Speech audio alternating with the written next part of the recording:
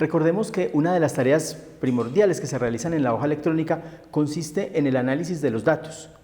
Una vez que hemos aplicado las operaciones, las fórmulas, las funciones, las diferentes comparaciones que se hacen con los datos, obtenemos una información la cual debe ser interpretada y debe ser analizada para que a partir de ella se puedan tomar decisiones, se puedan desarrollar tareas apoyadas en los datos que estamos recogiendo. Esas tareas las conocemos como el análisis de los datos. La hoja electrónica proporciona una serie de herramientas que nos permiten visualizar la información, entender esa información y de alguna manera recoger los resultados que se nos han presentado para a partir de ellos realizar algún tipo de tarea, de acción o de trabajo que vamos a emprender. En la hoja electrónica vamos a detectar algunas herramientas claves para lograrlo que se ubican en la pestaña Datos.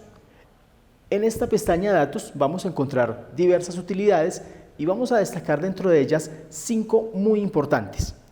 La primera, ordenamiento. El ordenamiento permite clasificar las listas en forma ascendente o descendente. Puede ser mediante un criterio o mediante múltiples criterios. Contar con una lista ordenada nos va a facilitar mucho el análisis de los datos. No es igual interpretar una información que está dispersa, que tiene una cantidad de datos que nos muestran mucha información, a una lista que está ordenada, donde podemos obtener los datos de una forma clasificada, de una forma agrupada, para poderlo leer y poder interpretar de una forma apropiada los datos. La segunda herramienta que vamos a analizar es el filtro. El filtro consiste en ocultar temporalmente ciertos datos para darle paso a visualizar aquellos que cumplen una condición específica.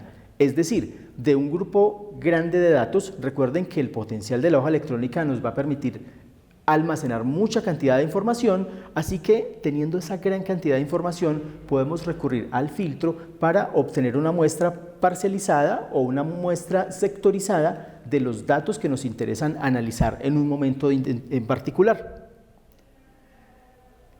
La tercera herramienta se conoce como validación. ¿Por qué es una herramienta tan importante? Resulta que cuando registramos gran cantidad de información en la hoja electrónica, esa información puede tender a digitarse de una manera errónea, es decir, donde no corresponde un dato podemos escribir cierta información que no es representativa con el dato. Ejemplo, si estamos escribiendo una dirección y en medio de esa dirección escribimos un nombre de una persona, son datos que no tienen nada que ver. La validación nos va a ayudar a que cada dato coincida con el tipo de información que realmente nos interesa almacenar en las hojas electrónicas.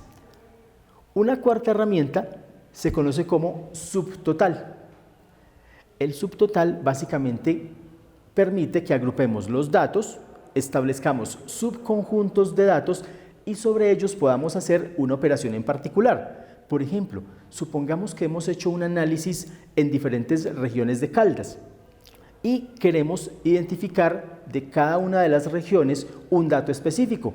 Entonces, le podemos pedir al subtotal que nos desarrolle el agrupamiento para que los resultados se den por cada una de las regiones por separado de las que hemos estudiado. Un elemento final al cual vamos a darle especial énfasis consiste en la tabla dinámica.